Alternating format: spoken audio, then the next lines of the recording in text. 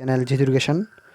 তো ষ্টুডেণ্টছ, আজি লৈ আহিছোঁ তোমালোকৰ সন্মুখত ক্লাছ 7-ৰ ফাৰ্ষ্ট ইউনিট টেষ্টৰ কুৱেশ্যন পেপাৰ 2023 ছাবজেক্ট এছামিছ। তো যিসকল মোৰ এই চেনেলটোত নতুন আহিছে বা নতুনকৈ ভিজিট কৰিছে, তো এইসকলে ভিডিঅ'টো লাইক কৰিবা আৰু চেনেলটো ছাবস্ক্ৰাইব কৰিবা আৰু বেল আইকনটো অন কৰি থ'বা।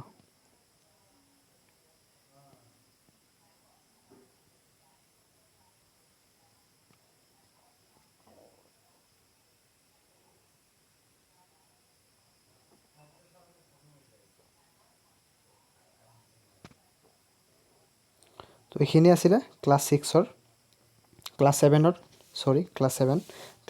যিটো এছামিছৰ কুৱেশ্যন আছিলে এইটো এইখিনি আছিলে। ফাৰ্ষ্টত কি আহিছিলে? ফাৰ্ষ্টত আহিছিলে যে জন্মভূমি কবিতাটিৰ প্ৰথম আঠাৰি মুখস্থ, মানে যিটো কবিতা আছিলে সেই কবিতাটোৰ আঠাৰি।